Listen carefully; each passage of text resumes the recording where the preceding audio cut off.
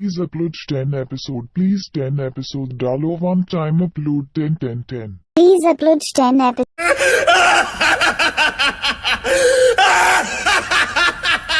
Disclaimer, ये anime हमारा नहीं है, हमने इसे सिर्फ एक्सप्लेन किया है। तो बिना टाइम वेस्ट करे लगाते हैं हमारा इंट्रो और शुरू करते हैं हमारा एक्सप्लेनेशन।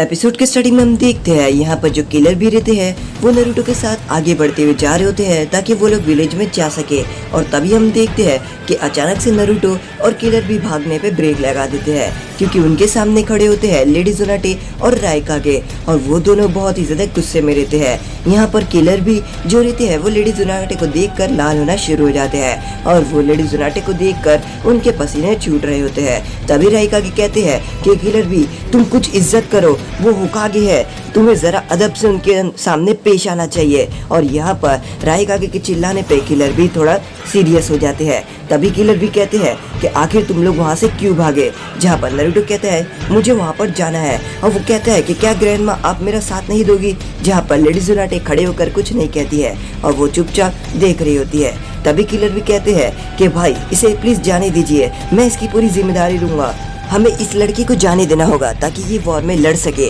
और मैं इसकी पूरी जिम्मेदारी लेता हूँ। जहाँ पर राइकागे कहते हैं तुम अपना मुंह बंद रखो भी। राइकागे कहते हैं कि हम इस बच्चे को प्रोटेक्ट करने के लिए यहाँ पर ये सब कुछ कर रहे हैं और यहाँ पर ये निकल के जाने की कोशिश कर रहे हैं। जहाँ पर नारुतो कहते हैं मेरी दोस्त वहाँ पर वॉर लड़ रहे हैं और उन्हें मेरी जरूरत है, वो बहुत ही ज्यादा हैरान और बहुत ज्यादा परेशान हो चुके हैं और मैं उन लोगों को इस तरीके से लड़ने नहीं दूंगा, वो लोग सब मेरे लिए लड़ रहे हैं तो मैं भी इस लड़ाई में शामिल होना चाहता हूँ। जहाँ पर राइकागे कहते हैं कि नहीं, ये जरा भी नहीं होगा, तुम यहाँ पर बैठ के रहोगे, तुम्हें पता है ना मादरा का प्रोजेक्ट क्या है, प्रोजेक्ट सुकियोमी, और उसे नाइन टेल का चाकरा चाहिए। जहाँ पर नारुतो कहते हैं मुझे सब कुछ पता है और मैं यहाँ से जाकर ही रहूंगा ताकि मैं मेरे दोस्त लोग की मदद करूंगा और इसलिए आप भी मेरा सामने रास्ता नहीं रोक सकते। जहाँ पर हम देखते हैं कि राइकागे यहाँ पर गुस्से में आ जाते हैं और अपना चाकरा फॉर्म में लेकर आगे की तरफ बढ़ते हुए कहते हैं कि मैं तुम्हें रोकूंगा और वो नारुतो को जोरदार पंच मारते हैं जिसकी वजह से नारुतो का ब्लॉक होते हुए भी नारुतो बहुत ही ज्यादा दूर जाकर गिरता है। और तभी राइकागे कहते हैं कि मैं तुम्हें रोकने के लिए कुछ भी करूंगा, चाहे मुझे इसके लिए कुछ भी करना पड़ जाए और चाहे अगर मुझे इसके लिए तुम्हारी जान भी क्यों ना लेनी पड़े। जहाँ पर नारुतो बहुत ज्यादा चौंक जाता है और वो लेडी जोनाटे को देखकर कहता है कि क्या ग्रैंडमा आप भी मुझे नहीं जाने दोगी। जहाँ पर लेडी जोनाटे कुछ नहीं कहती और उसके बाद लेडी जोनाटे कहती है कि हम लोग बन चुके हैं अब एलाइट शिनोबी फोर्स के लीडर और उसमें मैं होकागे हूँ, इसलिए मैं कोई भी फैसला अकेले नहीं ले सकती और ये सभी का फैसला है कि तुम्हें यहाँ पर बैठ के रहना होगा, तो तुम इसलिए मैं तुम्हें कहती हूँ कि तुम आगे मत बढ़ो। जहाँ पर लेडी जोनाटे भी नारुतो के खिलाफ हो जाती है और नारुतो अपनी आंखें बंद करके मुंडी को नीचे रख देता है और तभी यहाँ पर नारुतो कहता है कि चाहे कुछ भी हो जाए मैं यहाँ से जाकर ही रहूंगा और मैं लड़ाई में वहाँ पर शामिल हो जाऊंगा। और तभी हम देखते हैं कि नारुतो अपनी फुल तेजी की रफ्तार से राइकागे की तरफ बढ़ता है और यहाँ पर वो राइकागे के सामने जाकर खड़े हो जाता है। जहाँ पर लेडी जोनाटे यहाँ पर नारुतो को देख रही होती है और नारुतो को देखकर उसे बहुत ही ज्यादा अलग लग रहा होता है, जैसे उसके साथ कुछ न कुछ तो अच्छा ही हुआ है। और तभी यहाँ पर राइकागे नारुतो को देखकर कहते हैं तुम भी अपने बाप मिनाटो की तरह ही फेलियर रहोगे, जैसा मिनाटो एक फेलियर था उसे भी ऐसे ही लगा था कि वो कर देगा पर वो एक बहुत ही ज्यादा बड़ा फेलियर निकला और वो कुछ भी नहीं कर पाया। जहाँ पर नारुतो राइकागे की बात चुपचाप सुन रहा होता है। जहाँ पर राइकागे कहते हैं वो एक इतना बड़ा फेलियर था कि वो एक नाइन टेल फॉक्स से हार गया और वो यही सोचता था कि वो हरा देगा, पर नहीं, आखिर में क्या हुआ, आखिर में लास्ट में वो एक बड़ा फेलियर ही निकला। जहाँ पर सभी राइकागे की बात सुनकर नारुतो अपनी मुंडी को नीचे रख लेता है और नारुतो यहाँ पर बहुत ही ज्यादा गुस्से में आ जाता है और नारुतो गुस्से में आकर कहता है अब बस बहुत हो गया। जहाँ पर राइकागे नारुतो को देख रहे होते हैं और यहाँ पर किलर भी को याद आता है कि जब हमने फीस्ट को टच किया था तो उसने उसकी डैड की यादें और बाकी सबको देखा था। जहाँ पर नारुतो कहता है तुम्हें अगर मेरे डैड के बारे में कुछ पता नहीं है तो उनके बारे में बोलो नहीं। उन्होंने अपने लिए मेरी जान दे दी। उन्होंने मुझे नाइन टेल फॉक्स से बचाने के लिए अपने अंदर आधा नाइन टेल फॉक्स का चक्रा सील किया और मेरे अंदर आधा चक्रा डाला, ताकि उन्हें पता था और उन्हें यकीन था कि वो चक्रे का इस्तेमाल मैं करूँगा। और ऐसा करके मेरे डैड ने मेरी मॉम को और मुझको बचाने की कोशिश करी और मैं बच गया। तो तुम्हें अगर पता नहीं है कि आखिर मेरे डैड कौन है और तुम्हें कुछ पता नहीं है कि आखिर उन्होंने क्या है, तो उनके बारे में तुम बोलो नहीं। और नरूटो यहाँ पर बहुत ही ज़्यादा गुस्से में आ जाता है, क्योंकि राइकागे उसके डैड के बारे में बोलते हैं और नरूटो कहता है वो कोई फेलियर नहीं था, उन्हें जो करना था उन्होंने वो कर दिया था। और यहाँ पर राइकागे नरूटो को देखकर बहुत ही ज़्यादा गुस्से में आ जाते हैं और यहाँ पर गुस्से में आकर वो अपना और चक्रा इस्तेमाल करते हैं ताकि वो पावरफुल हो जाए और वो ज़ोर से चिल्ला रहे होते हैं। और तभी यहाँ पर नरूटो अपनी हैंड साइन बनाता है ताकि वो अपना शेडो क्लोन बना सके। पर तभी हम देखते हैं कि राइकागे के पंच मारने से पहले ही किलर भी उन्हें उनका हाथ पकड़ लेते हैं। जहाँ पर ये देखकर राइकागे किलर भी को कहते हैं कि आखिर तुम ये सब क्यों कर रहे हो किलर भी। जहाँ पर लेडी जुनाटे राइकागे को कहती है कि शांत हो जाओ राइकागे, और राइकागे बहुत ज्यादा गुस्से में रहती है। और यहाँ पर राइकागे कहते हैं कि तुम आखिर ये सब क्यों कर रहे हो किलर भी, आखिर तुम इस बच्चे को बचाने की कोशिश क्यों कर रहे हो। जहाँ पर राइकागे ये फैसला लेते हैं कि मैं ये बच्चे को यहाँ से मार दूंगा अगर ये यहाँ से जाने की कोशिश करा तो। तभी लेडी जुनाटे जोर से भी चिल्लाते कहती है कि राइकागे आप ये फैसला नहीं ले सकते अकेले, आपको सभी लोगों के साथ मिलकर ये फैसला लेना होगा कि आप इस बच्चे को मार सकते हैं कि नहीं, और ना आप ये फैसला खुद अकेले नहीं ले सकते क्योंकि आप अकेले मेंबर नहीं है, आपको और 4 मेंबर्स की परमिशन लेनी होगी। जहाँ पर राइकागे कहते हैं कि अगर मुझे जो सही लगा मैं वो करूंगा, क्योंकि एलाइट शिनोबी फोर्स का मेन लीडर मैं हूँ। जहाँ पर राइकागे किलर भी को कहते हैं कि तुम हमारे लिए एक खास जिंचुरिकी हो जिसे अपनी पावर पूरी तरीके से कंट्रोल करनी आती है, तो आखिर तुम ये सब क्यों कर रहे हो, आखिर तुम इस बच्चे के लिए यहाँ पर ये सब क्यों कर रहे हो जिसको तो ये कुछ आता भी नहीं है, इसे अपना जुंचुरिकी भी कंट्रोल करना नहीं आता ताकि हम इसे छोड़ दे। और इसलिए अगर ये यहाँ से जाने की कोशिश किया तो मैं यहाँ से मार दूंगा, और अगर मेरे रास्ते में और भी कोई आया और अगर तुम भी मेरे रास्ते में आए तो मैं भी तुम्हें यहाँ पर ही मार दूंगा। राइकागे कहते हैं कि आखिर तुम उस बच्चे को जाने में आखिर क्यों मदद कर रहे हो और आखिर क्यों इतना सपोर्ट उसे कर रहे हो। जहाँ पर हम देखते हैं कि किलर भी अपना फीस्ट राइकागे से बढ़ाता है और वो कहता है कि तुम आपको ये फीस्ट याद है। और तभी हम पास के टाइम पे चले जाते हैं और हमें पास का सीन दिखाता है जहाँ पर सभी शिनोबी एक साथ खड़े रहते हैं और वो सभी शिनोबी बच्चे रहते हैं जिसके अंदर किलर भी रहते हैं। जहाँ पर उनके शिनोबी जोर से चिल्लाते हुए कहते हैं कि तुम्हारे पास एक गोल्डन अपॉर्चुनिटी है, अगर तुम में से कोई भी बच्चा ताकतवर निकला और वो राइकागे के फिस्ट के साथ अपना फिस्ट मिलाकर उस अटैक से कर दिया और उस डमी की गर्दन तोड़ दिया तो वो राइकागे का बॉडी गार्ड बन जाएगा और वो राइकागे का एकदम होनहार और वफादार बॉडी गार्ड हो जाएगा। और यहाँ पर राइकागे खड़े रहकर सभी बच्चे को देख रहे होते हैं और यहाँ पर राइकागे अभी तक राइकागे बने नहीं होते हैं। और तभी हम देखते हैं कि उन बच्चों के अंदर किलर भी रहते हैं और तभी उनके सैन से एक डमी के पास आते हैं और वो कहते हैं कि तुम्हें राइकागे के साथ मिलकर ये डमी की गर्दन को उड़ानी है, और अगर तुमने ये गर्दन उड़ा दिया डमी की तो तुम उसके बॉडीगार्ड बन जाओगे। तुम्हें और राइकागे मिलकर इस गर्दन को इस तरीके से अटैक करके गर्दन उड़ा देनी है। और यहाँ पर थर्ड या राइकागे और फोर्थ राइकागे खड़े रहते हैं। तभी यहाँ पर एक लड़की कहती है कि मैं सबसे पहले आऊंगी, और यहाँ पर हम देखते हैं कि वो राइकागे के साथ मिलकर ट्रेन करती है पर वो कुछ नहीं कर पाती और वो गिर जाती है और उस डमी की गर्दन को नहीं होता। और ऐसा करते करते एक बच्चा आता है और यहाँ पर राइकागे उसके साथ भी कोशिश करते हैं पर उसके साथ भी कुछ नहीं होता और वो बच्ची खुद ही उड़ जाती है। और ऐसा करते करते हर बच्चे आते रहते हैं। तभी थर्ड राइकागे कहते हैं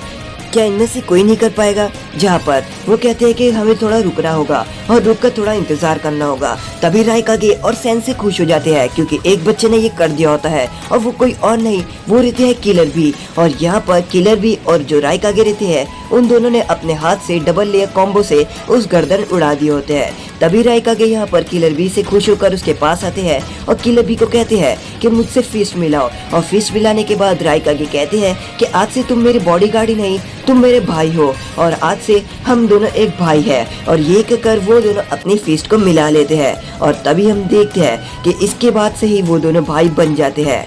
और इसी तरीके से फिस्ट मिलाते मिलाते वो कई सारे मिशन को कंप्लीट करते हैं। और यहाँ पर किलर भी और राइकागे और थोड़ा बड़े हो जाते हैं जहाँ पर वो एक मिशन में मीट खा रहे होते हैं। और यहाँ पर राइकागे कहते हैं किलर भी को कि तुम्हें ज़्यादा से ज़्यादा मीट खाना होगा ताकि तुम स्ट्रांग हो सको। और ऐसा करते करते हर मिशन के बाद यहाँ पर किलर भी और राइकागे बिल्कुल बड़े हो जाते हैं। जहाँ पर रात में राइकागे के साथ किलर बी के पहले जो जुनचिरिकी रहती है वो दोनों मिलकर बातें कर रहे होते हैं, जहाँ पर किलर बी को जुनचिरिकी कहता है कि एक जुनचिरिकी होना बहुत ही ज्यादा मुश्किल होता है, चाहे तुम कुछ भी हो जाओ, अगर तुम एक जुनचिरिकी होगे तो ये बहुत ही ज्यादा मुश्किल का काम है। जहाँ पर रायकागे कहते हैं मुझे लगता है कि ये बच्चा कर देगा, जहाँ पर जुनचिरिकी कहता है कि तुम्हें ध्यान रखना होगा कि ये बच्चे को कुछ भी ठेस नहीं पहुंचना चाहिए, क्योंकि एक जुनचिरिकी बनने के बाद सभी विलेज वाले और सभी अपने दोस्त, चाहे वो कितने भी क्लोज दोस्त क्यों ना हो, वो सभी हमें इस तरीके से देखते हैं कि हमने कुछ बड़ा सा काम कर दिया हो या हमने ऐसा किया हो जो हमें नहीं करना चाहिए,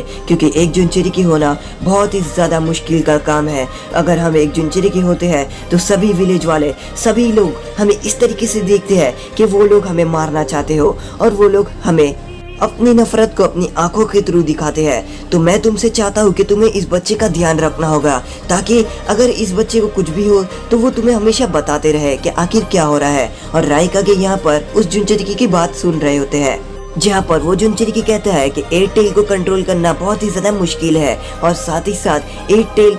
और एक बार ये जुनचिरिकी इस बच्चे के अंदर चले गया, उसके बाद इसकी जिंदगी पूरी तरीके से चेंज हो जाएगी और इसे बहुत ही ज्यादा बुरा लगेगा और इसे खुद को भी लगेगा, फील होगा कि आखिर इसने एक जुनचिरिकी बन के बहुत ही ज्यादा गलती की है। तो मैं तुम्हें एक कहता हूँ, और यहाँ पर रायकागे किलर बी की तरफ देखते हैं, जहाँ पर वो जुनचिरिकी कहता है कि मैं तुम्हें एक सलाह देता हूँ, जो सलाह को तुम हमेशा याद रखना। तुम्हें ये बात याद रखनी होगी कि चाहे कुछ भी होता हो, ये बच्चा तुम्हें हर बात बतानी चाहिए, क्योंकि अगर ये बच्चा तुम्हें कोई बात ना बताएगा तो इसके मन में बुरी बातें बुनना शुरू हो जाएगी और इसके मन के अंदर ये बहुत ही ज्यादा बुरा फील करेगा, और इसके साथ साथ इसे ऐसा लगेगा कि इसने बहुत बड़ी गलती कर दिया है एक जुनचिरिकी होके। तो तुम्हें इसकी हर बात सुननी होगी और इसके ऊपर इसका अच्छा ख्याल रखना होगा। तभी हम देखते हैं कि जो जुनचिरिकी रहता है वो मर चुका रहता है, क्योंकि इसकी जिंदगी अब उतनी रहती है। जहाँ पर किलर भी उस जुनचिरिकी फ्यूनल में आता है उस जुनचिरिकी के, और कहता है कि आपका बलिदान ऐसे ही खाली नहीं जाएगा,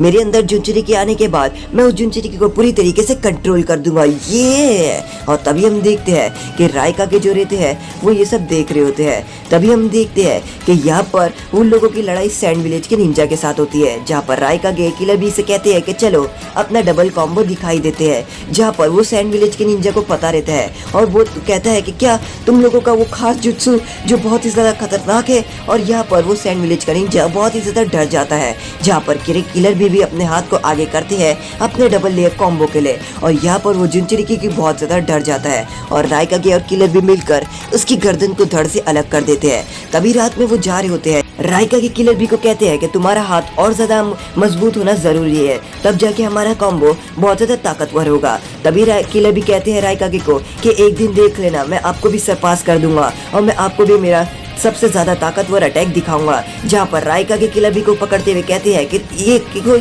तमीज से अपने बड़े भाई से बात करना, ये कोई अच्छी बात है इस तरीके से बात करना। जहाँ पर किलर भी कहता है ठीक है मैंने गलती किया हूँ, पर देख लेना एक दिन मैं तुमको भी सरपास कर दूंगा और मैं एक ताकतवर शिनोबी बन जाऊंगा। और तभी हम देखते हैं कि आखिर वो दिन आ ही जाता है, जो दिन किलर बी को बनने का रहता है एक जुनचिरिकी, और वो जुनचिरिकी को अब किलर बी के अंदर डालने वाले रहते हैं। जहाँ पर किलर बी और रायकागे वाटरफॉल ऑफ ट्रूथ के पास खड़े रहते हैं, जहाँ पर रायकागे को उस जुनचिरिकी की बात को याद आती है और वो जुनचिरिकी कहता है कि चाहे कुछ भी हो जाए तुम्हें उसकी बात हर जाननी है, वरना उसके दिल के अंदर कहीं ना कहीं एक बात ठेस पहुंचने लग जाएगी। जहाँ पर रायकागे किलर बी को कहते हैं कि चाहे कुछ भी हो जाए किलर बी, तुम्हारे साथ चाहे कुछ भी इंसिडेंट हो, तुम मेरे साथ हर बात शेयर करोगे, चाहे वो कौन सी भी बड़ी बात हो। जहाँ पर रायकागे और किलर बी अपने एक दूसरे की फिस्ट मिलाते हुए ये प्रॉमिस करते हैं कि चाहे कोई सी भी बात हो वो दोनों अपनी बात को शेयर करेंगे हमेशा। और यहाँ पर उन दोनों के फिस्ट के मिलाने के बाद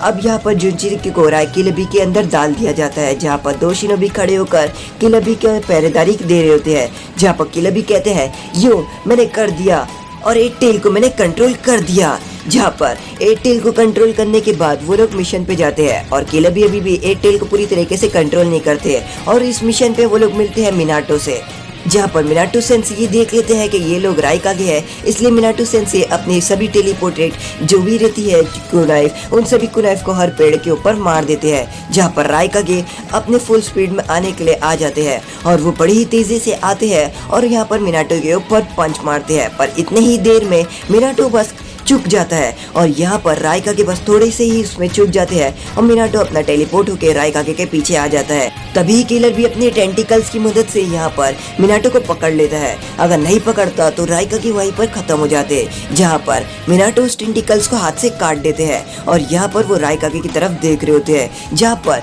मिनाटो की टीम कहती है कि हमें रिटर्न जाना होगा, जहाँ पर राइका के कहते हैं कि आखिर तुम लोग कहाँ जा रहे हो, आखिर तुम लोग डर गए, जहाँ पर मिनाटो कहते हैं तुम लोग एक अच्छी फैमिली से लग रहे हो और हम भी एक अच्छी फैमिली से है, तो मैं तुम्हें एक मौका देता हूँ, जो दिन तुम लोग अच्छे तरीके से ताकतवर हो जाओगे और मैं भी अच्छी तरीके से ताकतवर हो जाऊंगा, तो उस दिन हम दोनों मिलकर लड़ेंगे। और यहाँ पर राइका के कहती है मिनाटो से कि आखिर तुम हमें अपनी फालतू सी बात में उलझा नहीं सकते और इतनी आसानी से तुम वहाँ से भाग नहीं पाओगे। जहाँ पर मिनाटो सेंसे राइकागे को कहते हैं कि जब अपने तुम भाई यानी किलर बी को अपना भाई समझने लग जाओगे तब तुम मेरे पास आ जाना लड़ने के लिए, जब तुम्हें उसे पता चलेगा कि आखिर तुम्हारे वो क्या है, तुम्हारे दिल के पास वो क्या चीज़ है, क्या वो जुनचिरे की या वो तुम्हारा भाई है। जहाँ पर राइकागे सोचते हैं कि मुझे बस ध्यान रखना होगा कि आखिर वो किस कुनाइफ से टेलीपोर्ट होगा और अगर मुझे पता चल गया तो मैं उस कुनाइफ के पास ही उसे खत्म कर दूंगा। जहाँ पर राइकागे अब अपने फुल पावर की तरफ और फुल रफ्तार लेकर मिनाटो सेंसे की तरफ बढ़ते हैं और मिनाटो सेंसे के पास